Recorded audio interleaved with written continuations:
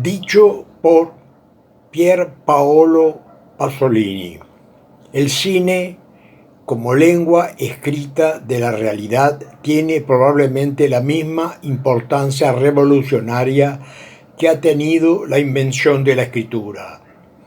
Esta última ha sido lo primero en revelar al hombre que es la lengua oral.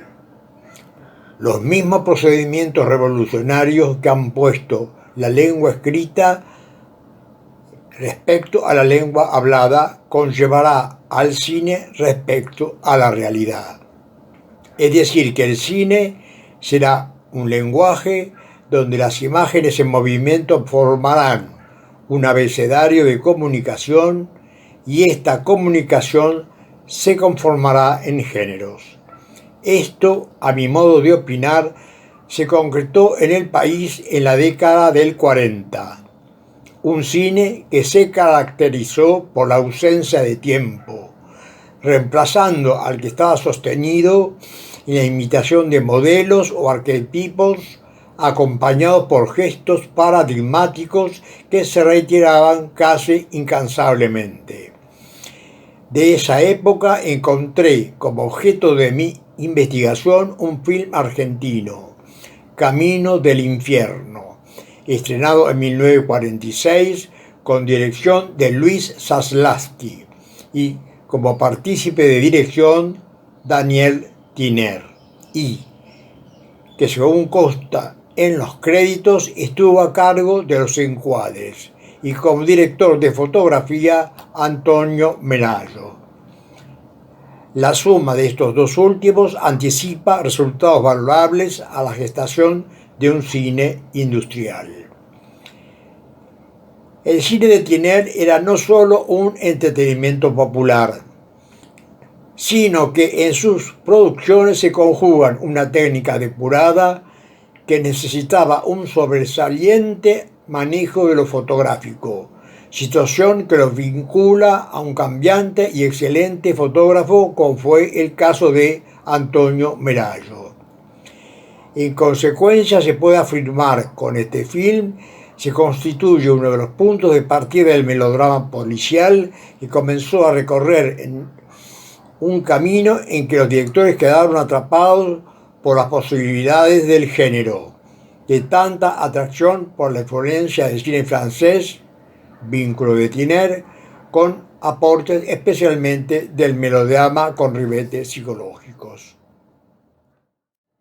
Si bien la descripción anterior se refirió al contexto de Daniel Tiner, ahora la atención será de Alberto Melayo, destacando que por su propia tendencia profesional a mimetizar su trabajo con el del realizador que lo convocara, lo que hace que el valor fotográfico quede supeditado a ese encuentro, y en consecuencia fue el paradigma del buen técnico del cine industrial argentino. Además tuvo el mérito de llevarse bien con Daniel Tiner y aprender de este modo un saber las incesantes audacias formales en donde la imagen tiene mucho más peso que la dramaturgia. Cabe aclarar una definición: el primer aspecto de la participación creadora de la cámara de la realidad externa para transformarla en una realidad artística. Se trata de la composición del contenido de la imagen, es decir, el modo como el realizador desglosa y llegado un momento organiza el fragmento de la realidad que presenta el objetivo. Finalmente, después de esta clara definición de partes intervinientes, se hará más fácil concentrarse en los cambios del encuadre y en el uso de la luz, por lo cual segmentaré las tomas según el acercamiento de la cámara al actor.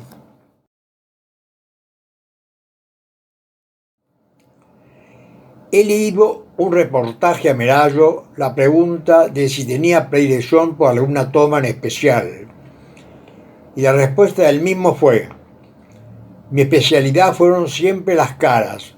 A mí me salían 10 puntos, incluso mejor de lo que eran.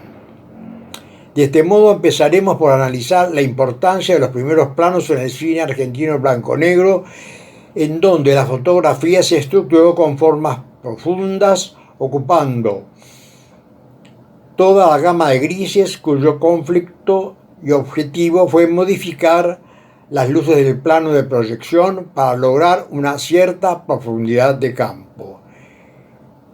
En el caso del Camino del Infierno, Merayo lo resuelve alejándose del contrapunto en los extremos, el blanco producido por exceso de luz y el negro por ausencia de la misma, y abarca la escala de grises, sobre todo en los casos de las actrices, donde lo cual anula la fuerte diferencia visual.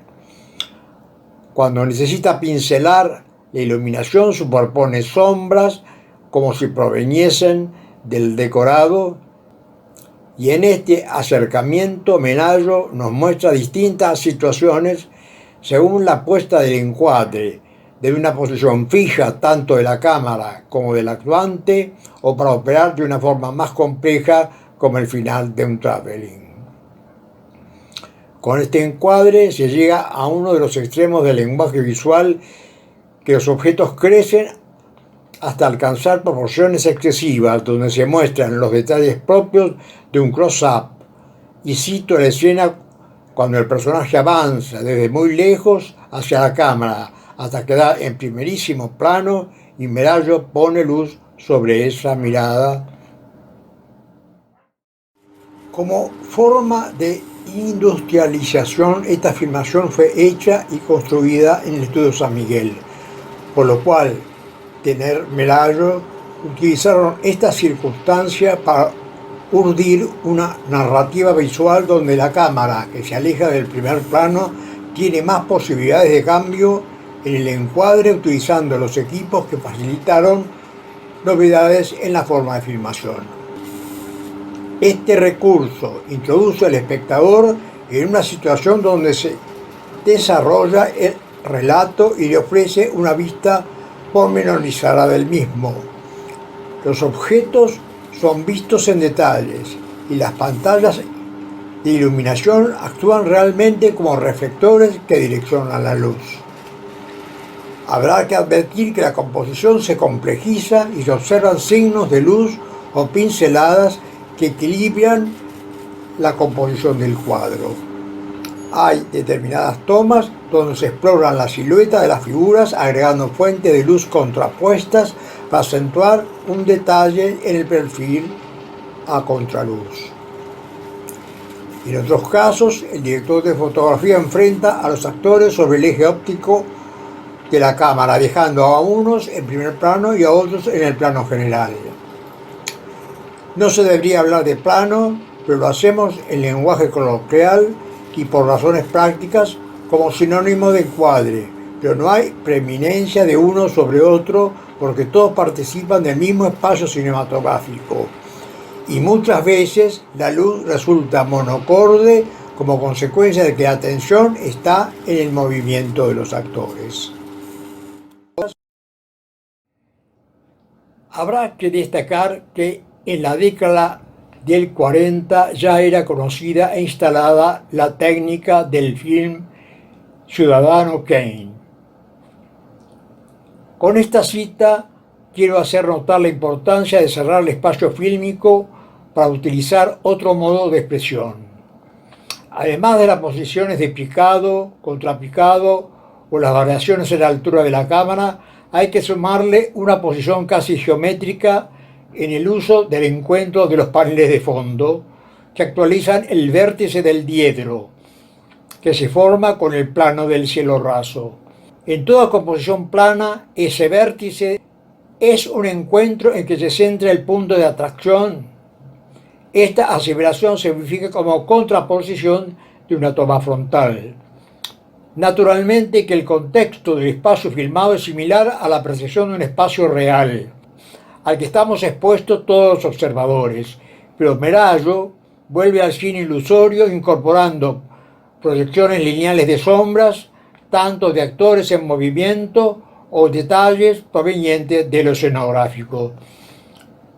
Todas estas situaciones que se repiten con frecuencia han demostrado la actualidad de un cine de mecánica industrial de variadas, lo que agiliza el tiempo y exige mayor exigencia en el manejo de la luz.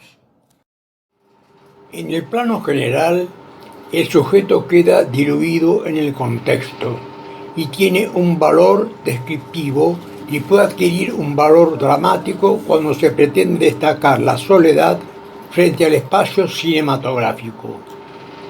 Para dar cuenta de esta resolución de dúo Merallo-Tiner, usaré términos de la gramática arguyendo que si un primer plano es para el lenguaje del cine un acento, el plano general toma la forma de una sentencia que el director de fotografía la acentúa con su equipo de luminosidad compositiva de conjunto y pocas veces de luces dirigidas. Merallo-Tiner tiene conocido como importante el objetivo de tratar de jugar con la tercera dimensión del espacio usando la profundidad de campo y logra de diferentes formas o elementos. Finalmente quiero destacar un ensamble con maestría en el encuadre de Tiner más la expertise de Merallo que se muestra en la secuencia que va desde la ventana en que el actor recuerda sus antecedentes y se abre a otro espacio naturalmente y el efecto radica en la compaginación. Pero se puede rescatar el doble manejo de la luz. Una luz que pasa de un manejo de escala alta de grises contrastando a la baja en el límite cercano al negro.